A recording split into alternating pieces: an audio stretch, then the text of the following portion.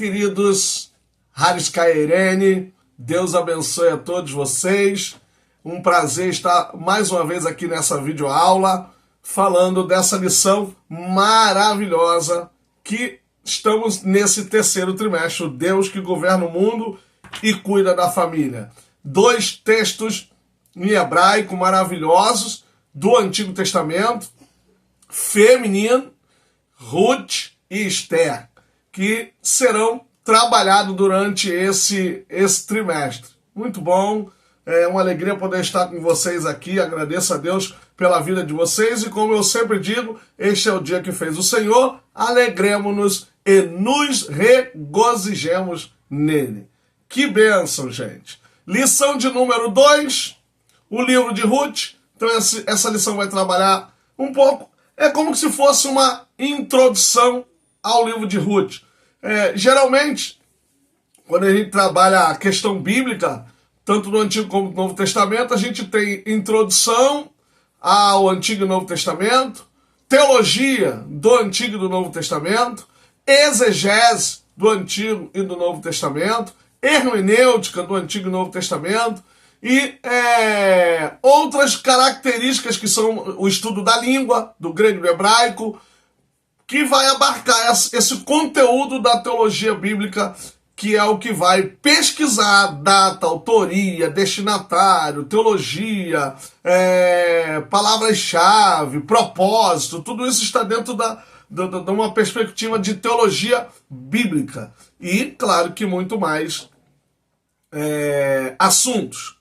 Então, o livro de Ruth é o tema dessa segunda lição. O texto em classe é Ruth, capítulo de número 1, versículo de 1 ao 5. Palavra-chave, eu só coloquei o que está na revista mesmo, providência, para não ficar inventando palavra-chave, coloquei só providência. Poderia colocar também o livro de Ruth como palavra-chave, mas deixei só providência. Na introdução, claro, eu peguei alguns tópicos aqui, realmente eu tirei todo ele da revista, porque está bem elaborado, está bem estruturado. Aí eu repliquei aqui o que o autor diz e a gente vai explicando para vocês. As demais coisas a gente vai nas nossas pesquisas, nos nossos estudos. Claro que a gente poderia até fazer um vídeo maior, tal, mas eu sei que é muito corrido para vocês que assistem e para mim também, que tem uma vida muito agitada no mundo acadêmico. Mas eu acredito que o período de 35, 40 minutos que nós temos oferecido tem contribuído nas aulas de vocês e naqueles que são alunos também. Introdução: o livro de Ruth é um dos escritos mais fascinantes do Antigo Testamento. Nele encontramos uma história de perda, tristeza e vitória, pois Deus é, neste contexto, o Senhor provedor, o Deus que socorre na hora certa. Ruth traz desdobramentos impressionantes de uma família que viveu 2 extremos emocionais: a tristeza da perda e da fome e a vitória do casamento e o nascimento de Obed. Então você vê que são 2 extremos emocionais. Um é a perda, que muda o nome de Noemi, ela agora é amargura. E agora você tem a questão da vitória do casamento de Ruth com Obed. Então uma coisa maravilhosa isso. Esse é o Deus de Israel, que provê a redenção de seu povo e sustenta a sua igreja com a sua graça. Por quê? A gente olha para o passado e olha para o presente, é o mesmo Deus. Então, o Deus do livro de Ruth é o Deus da igreja do século 21, é o Deus da igreja primitiva, é o Deus da igreja que ainda há de crer, como Jesus orou em João 17. Então, a igreja também recebe essa providência. Isso aqui lembra muito Neemias, também o livro de Esther, lembra muito Neemias no capítulo 2, versículo 20, e o Deus dos céus nos fará prosperar. Então, olha que temática maravilhosa, olha que temática abençoada. Então, eu quero glorificar a Deus por essa oportunidade de estar trabalhando esse livro abençoado. Primeira grande sessão é a organização, tá dentro do mesmo contexto, né? 3 grandes seções, 3 subseções. A organização do livro na Bíblia hebraica. Aqui eu já trabalho um pouco a autoria aqui do comentarista. O livro de Ruth pertence à terceira divisão ou seção da Tanakh, a Bíblia hebraica, que é composta apenas dos livros do Antigo Testamento da Bíblia cristã. Essa terceira seção é chamada de Ketuvim, ou hagiógrafos, escritos. Ketuvim significa escritos. A primeira seção é a Torá, é o Pentateuco, ou seja, a primeira parte é o Pentateuco, a Torá, que aí você tem lá os 5 livros, né?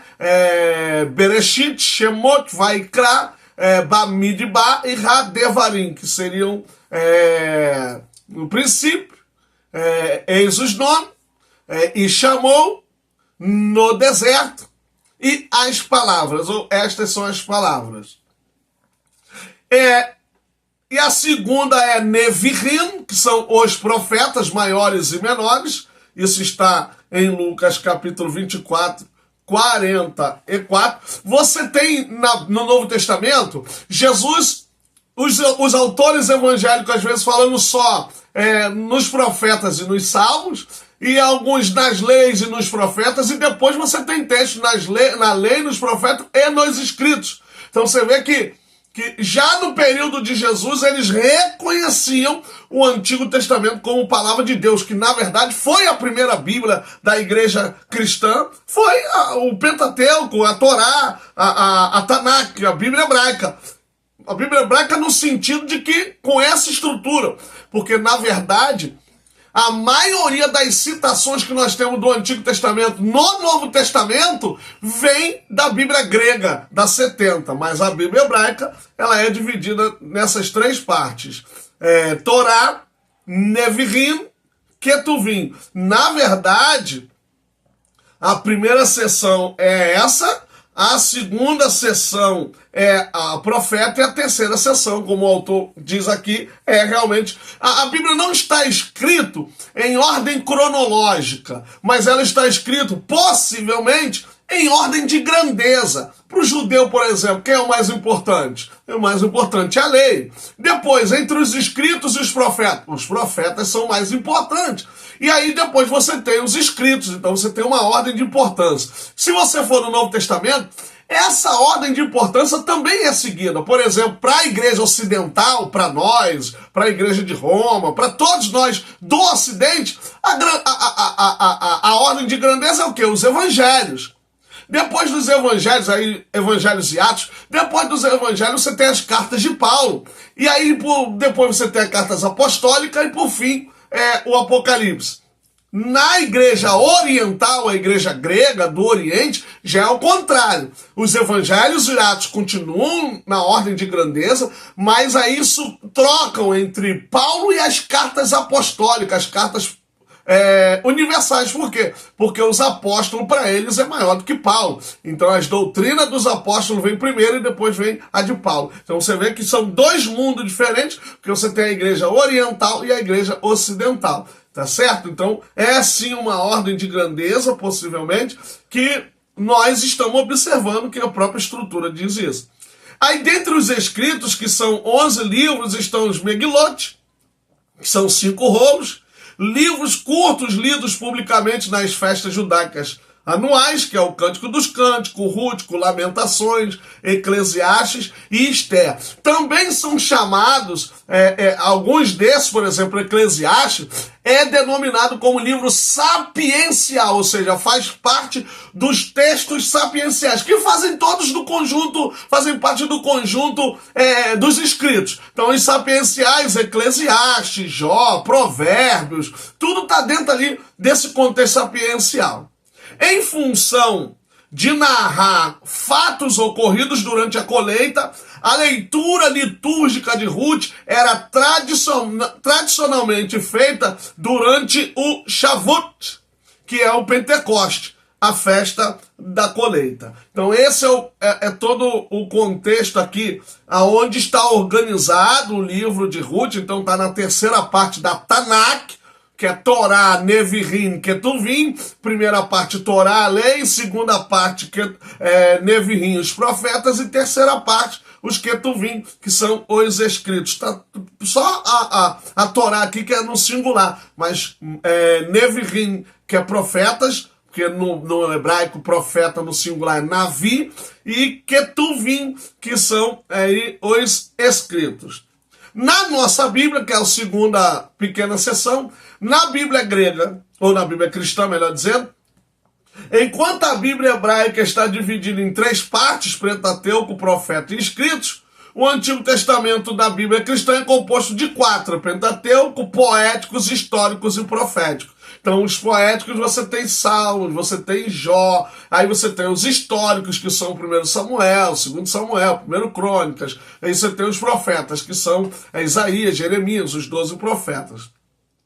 Ruth está categorizado como um livro histórico, está dentro do livro histórico, por seu evidente gênero narrativo, mas é identificado também por sua extraordinária beleza poética. Sim, você dentro de um gênero pode ter alguns subgêneros, mas ele está dentro dos livros históricos por causa da sua maior importância de organização e estrutura no sentido narrativo. A narração, ela conta história. A narração sempre usa verbos do passado. Os verbos que predominam a narrativa são verbos do passado. Às vezes usa presente, mas presente com valor de passado. Então ele tem uma estrutura bem mais predominante de gênero narrativo e por isso está dentro dos históricos. Geralmente você não vai ter 2 livros em outras partes, o mesmo livro em outras partes sendo reconhecido. Empregando o estilo e linguagem próprios do hebraico clássico, o autor expõe aspectos subjetivos da vida dos personagens. Gente, eu já fiz tradução do livro de Ruth todinho.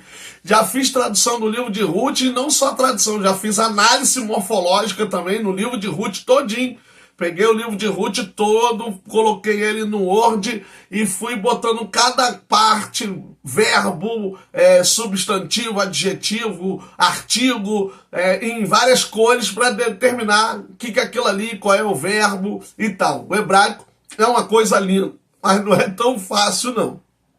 Até para escrever no hebraico, para você colocar, você tem dificuldade, porque ele é escrito da direita para a esquerda. Aí quando você também coloca no Word, aí quando tu vai escrever no português, aí escreve da direita para a esquerda, é uma coisa muito complicada.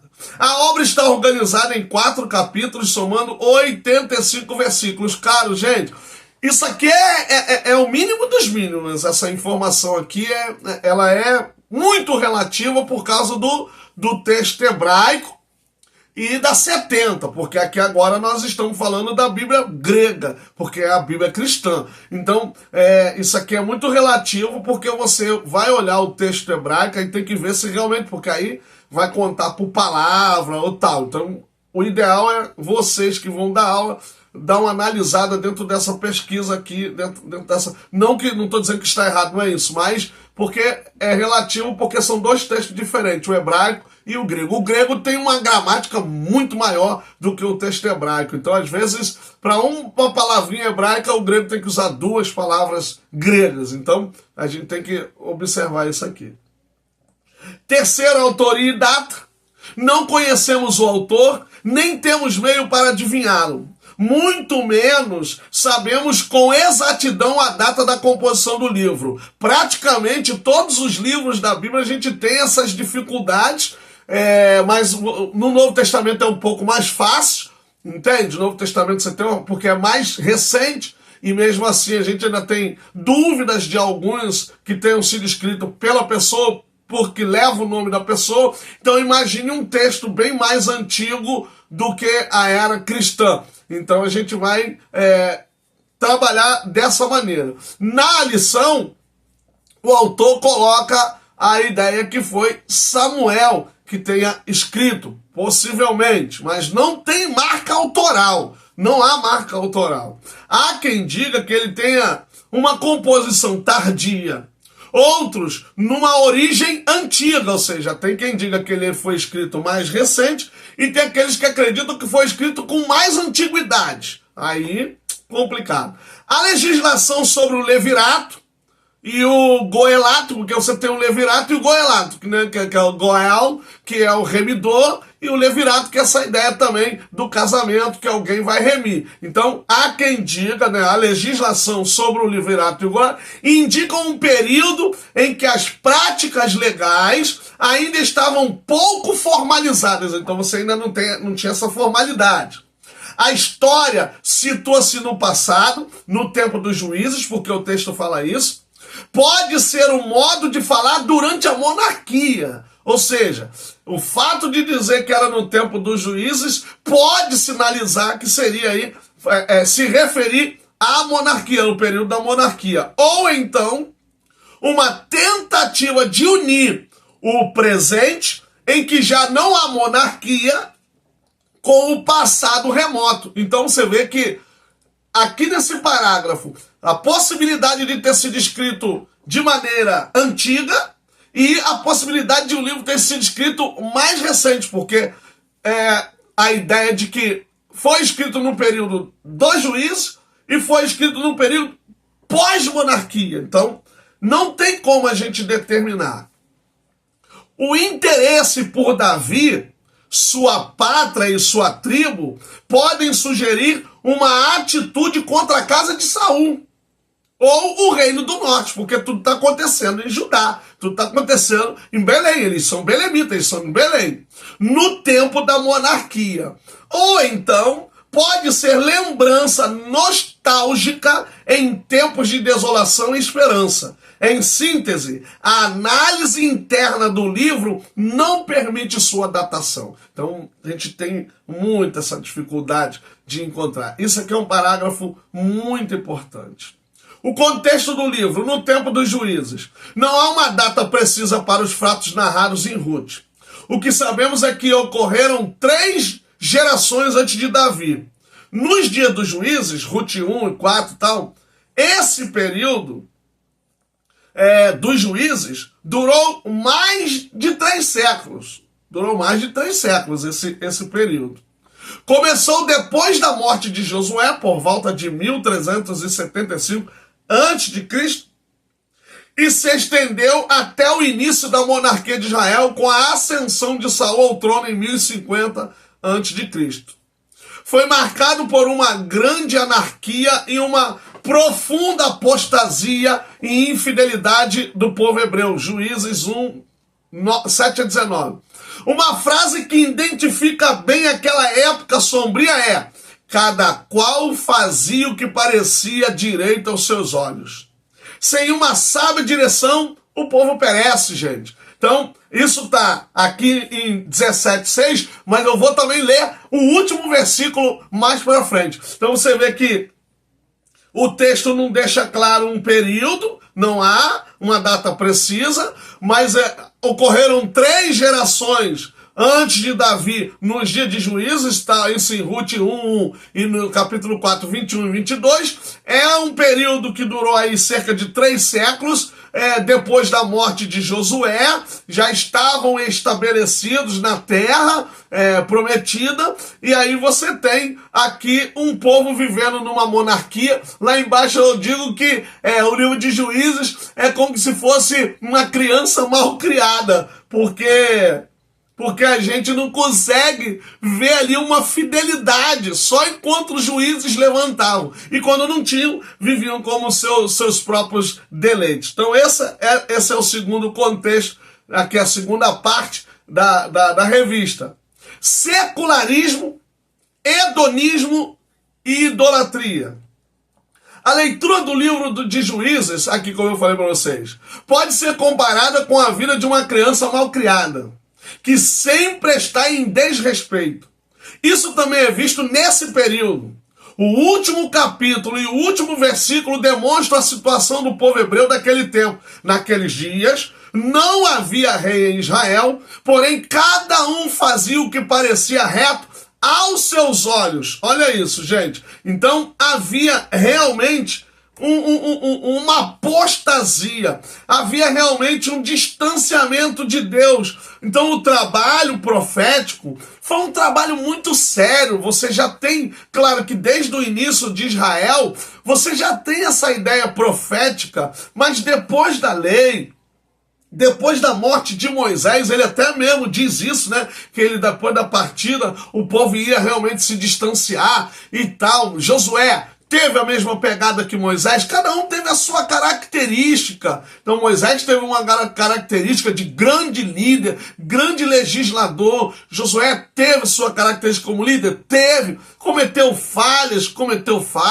mas depois o negócio descambou de vez com a morte de Josué. Aí entra o período dos juízes, e aí você tem Sansão, olha aí, você tem Sansão, aí você tem Jefté, você tem Gideão, você tem outros homens e mulheres que foram juízes e juízas, que trabalharam, foram fiéis, usados por Deus para libertar o povo de Israel de suas opressões. Mas o problema é a falta de fidelidade, a falta de amor a Deus, a sua lei e a sua palavra. E Deus já havia deixado claro com Moisés que quem obedecesse a lei seria abençoado e quem desobedecesse seria amaldiçoado. Então Israel vivia uma constância entre bênção e maldição. E o engraçado é que Deus prometeu a Abraão que quem amaldiçoasse seria amaldiçoado. Então não é o povo ou as nações que amaldiçoam, é a própria lei. O próprio Deus permite que a maldição recaia sobre o povo hebreu, o povo de Israel, por causa da sua infidelidade à lei, por causa da sua idolatria, por causa do seu pecado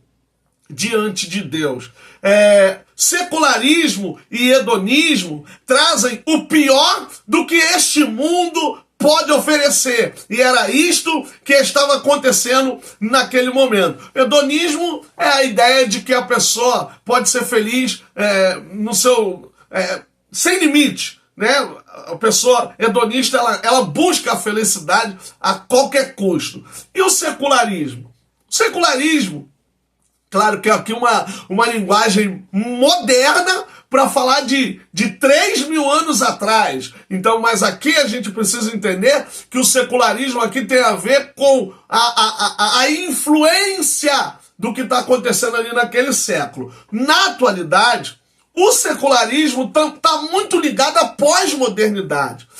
Qual é o problema na atualidade do secularismo? Então você vê que a nossa aula, ela comunga com o antigo e com o presente. Qual é um dos piores males que o secularismo traz na nossa atualidade? A dessacralização do sagrado. Ou seja, as pessoas não respeitam mais o local de sagrado. Às vezes os próprios frequentadores, as próprias pessoas que frequentam, eu fico vendo também pessoas desqualificando templos, igreja, aquela coisa toda, e aí eu fico me perguntando, são 2.000 anos de história, então quer dizer que agora que a igreja está errada, agora que a igreja tá desconfigurada. Então, é claro que a gente tem os extremos, esses extremos não são bons para a igreja de maneira nenhuma, mas dessacralizar também, se não houver um lugar para se reunir, a igreja vai se reunir aonde?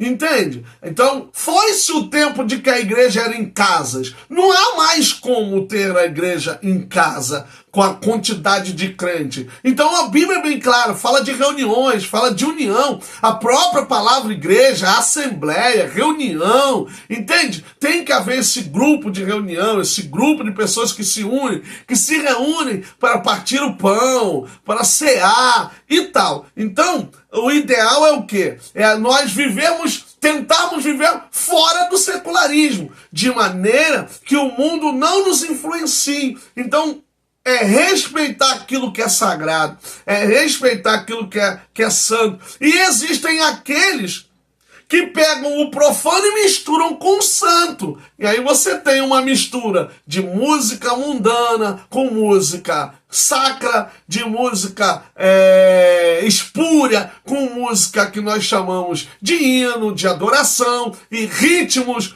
mundanos e tal. Então, é claro que a gente vai ter toda essa problemática, e aí o secularismo vai contribuir para isso, para dessacralizar. Não, isso aqui é um lugar comum. Não, isso aqui é normal, isso aqui não tem nada a ver. Gente, nem a tua casa não é um lugar comum. A minha casa não é um lugar comum, aqui não entra qualquer um, aqui ninguém faz bagunça, porque aqui tem norma, aqui tem lei, aqui tem um homem que vela pela casa. Então você tem o lugar sagrado, que em todas as outras religiões, mesmo no século XXI, eles preservam a sacralidade daquele local. Mas o mundo evangélico, o mundo cristão, parece que não tem essa mesma vibe, não. Ah, é normal, não tem diferença nenhuma daqui para... Não, gente. Se foi separado, se foi consagrado, porque o templo no Antigo Testamento não desautoriza a inexistência do templo cristão para reunião. Então, tudo bem. Ah, Deus não está entre paredes. Ele fala isso, eu não estou em casa feita por mãos, mas lá em Salomão está escrito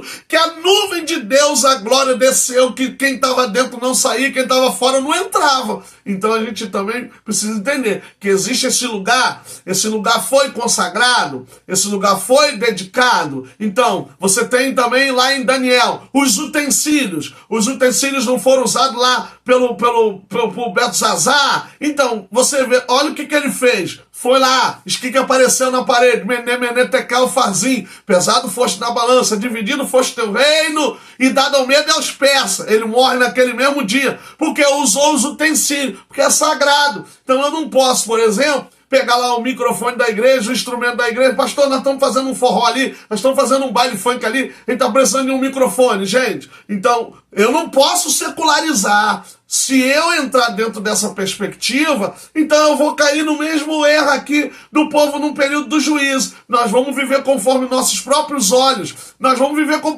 nossas próprias consciência. E a Bíblia diz o que sobre uma consciência que pensa que tudo aí agora deixou de ser sagrado? Uma consciência cauterizada.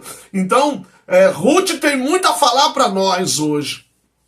Juízes têm muito para falar para nós hoje, para mostrar que Deus, ele é santo, ele continua exigindo da igreja uma vida santa, uma vida pautada nele, uma vida direcionada a ele. Deus não é levado pelo secularismo. Deus não muda por causa do secularismo. Tudo bem que o homem é mutável, tudo bem que o homem pode de uma hora para outra mudar, mas entender que pela palavra de Deus existe o sagrado e o profano. O próprio Apocalipse diz que quem é puro, purifique-se mais ainda, quem é santo, santifique mais ainda, e quem é sujo, suje-se mais ainda. Então a gente tem que entender todo esse contexto que está sendo narrado na Sagrada Escritura.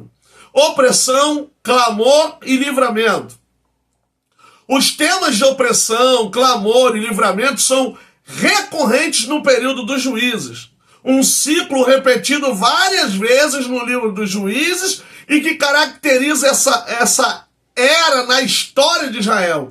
Esse ciclo ilustra a relação entre o povo de Israel e Deus durante um tempo de liderança descentralizada e instabilidade. Porque é isso que está acontecendo também no livro de Ruth, porque ela está dentro desse contexto. Aí você tem um ciclo de opressão, clamor e livramento. Opressão. Os israelitas frequentemente se desviavam dos mandamentos de Deus, adorando deuses pagãos e adotando práticas contrárias à aliança com Deus. Como consequência, Deus permitia que nações estrangeiras oprimissem Israel. Essas opressões variavam em forma e intensidade, mas sempre resultavam em sofrimento e dificuldade para o povo de Israel, por causa da desobediência, gente. Clamor. Durante os períodos de opressão, os israelitas, em sua angústia, se lembravam de Deus e clamavam por sua ajuda. Esse clamor era um sinal de arrependimento e reconhecimento de sua necessidade de Deus. A sinceridade desse clamor variava, mas Deus respondia ao sofrimento do povo, demonstrando sua misericórdia e compaixão. Isso aqui também acontece na atualidade. Tem gente que só lembra de Deus na calamidade. E Deus é misericordioso e responde. Deus jamais deixará de responder por causa de alguma pecunia da pessoa, porque Deus realmente ele é muito misericordioso. Lembre-se que salvação é uma coisa e ouvir o clamor de alguém em angústia é outra. Deus pode ouvir qualquer pessoa no clamor da angústia, mas para salvar, a pessoa tem que se entregar totalmente a Deus, ao Senhor Jesus Cristo. Livramento. Em resposta ao clamor do povo, Deus levantava um juiz, um líder temporário, para libertar Israel da opressão. Esses juízes eram líderes carismáticos que guiavam o povo na batalha contra seus opressores e restauravam a justiça e a adoração correta a Deus. Mas morrendo, acabou. O livramento proporcionado pelos juízes resultava em períodos de paz e prosperidade, até que o ciclo de desobediência começava novamente. Por isso que eu falei que esse livro é um livro, gente, que você tem essa problemática. Por que eu estou falando dele? Por causa da relação de Ruth, por dizer que estava no período dos juízes. Aí exemplos aí no livro de Juízes de livramento aí, de opressão. Opressão por Cush, Risataim, opressão por Eglon, rei de Moab, opressão por Jabim, rei de Canaã, opressão por Midian. Esses são os problemas que estão acontecendo ali no livro de Juízes. Propósito e ensinamento do livro de Ruth. O cetro de Judá. O cetro de Judá é uma referência bíblica significativa que aparece em várias passagens, mas notavelmente em Gênesis 49:10 ali, com Jacó, os filhos ali, a promessa. Essa expressão simboliza a liderança, a autoridade e direito de governar conferidos à tribo de Judá. O cetro de Judá é um símbolo poderoso de autoridade e promessa messiânica dentro da tradição bíblica. Então você tem já um contexto bem antigo, mas que vai ter uma perspectiva messiânica bem posterior, já bem depois do reinado de Davi, porque o messianato ele é voltado na perspectiva do rei ideal, que é o rei Davi. Então o cetro está dentro dessa perspectiva aí.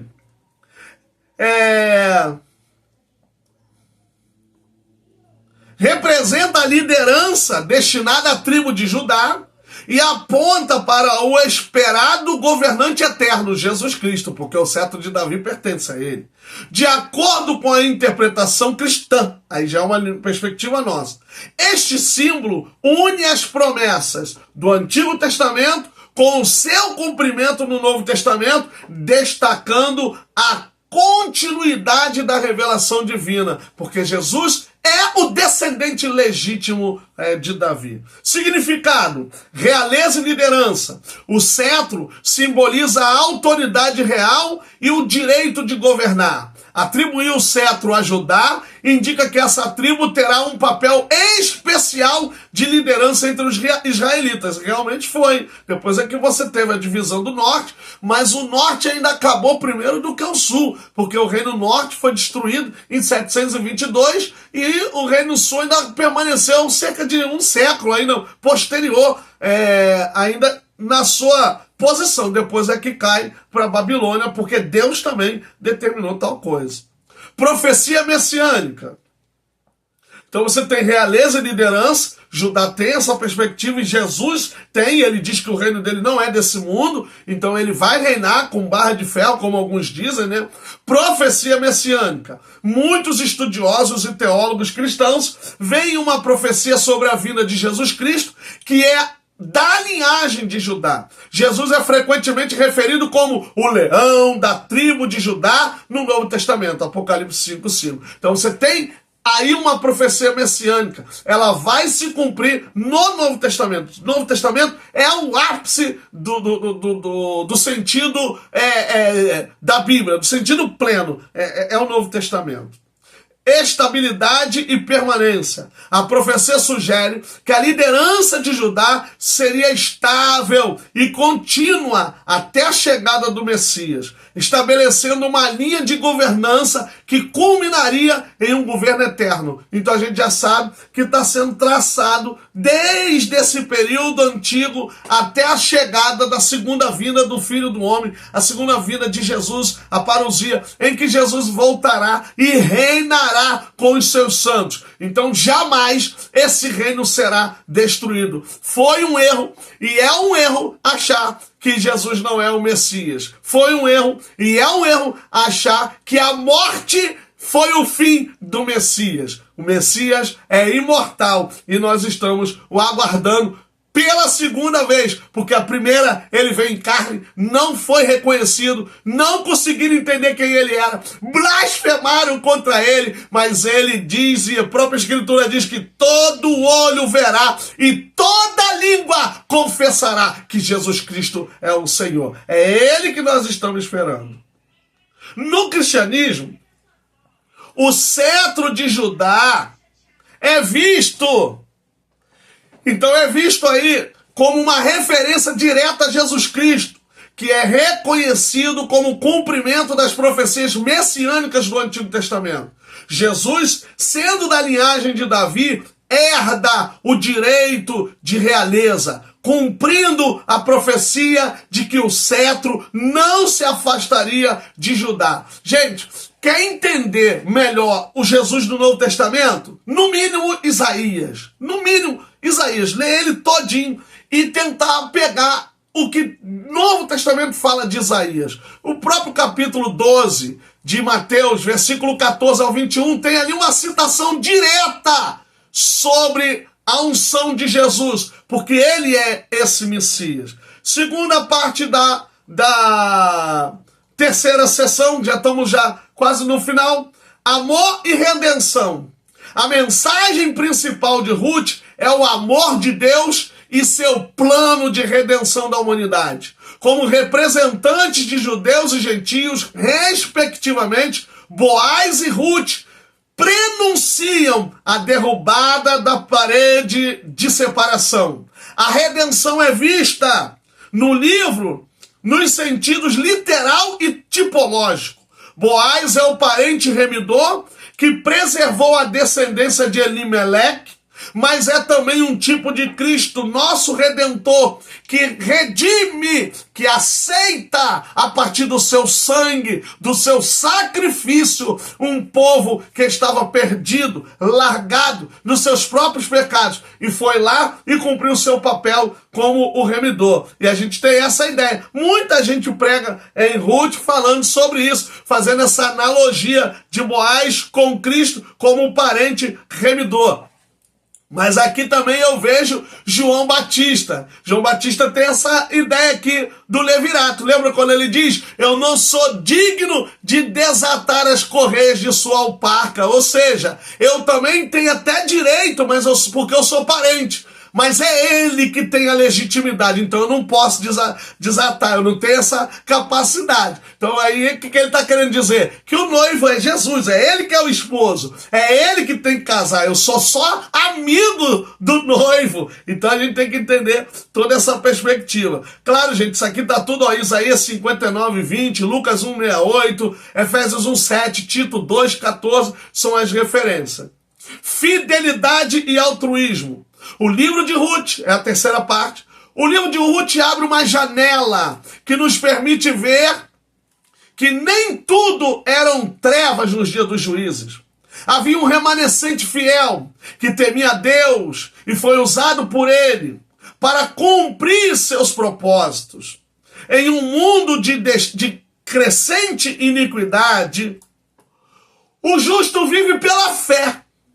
Outra eloquente mensagem do livro é o valor do altruísmo, em que predominava o egoísmo. Você vê, não havia rei em Israel. No dia dos juízes, a maioria vivia segundo os seus próprios padrões e interesses. Noemi e Ruth destoaram dessa máxima individualista. Sogra e nora não pensavam em si mesmas. O amor não é egoísta. Ela mesmo disse, Ruth, o teu Deus é o meu Deus, o teu povo é o meu povo, onde tu fores, irei eu. Acabou o egoísmo. E no mundo cristão, gente, não pode haver egoísmo, tem que haver amor. Amor. E aqui eu concluo a minha aula de hoje. Esse empolgante texto aqui, esse livro aqui empolgante, traz grandes lições para os crentes da atualidade.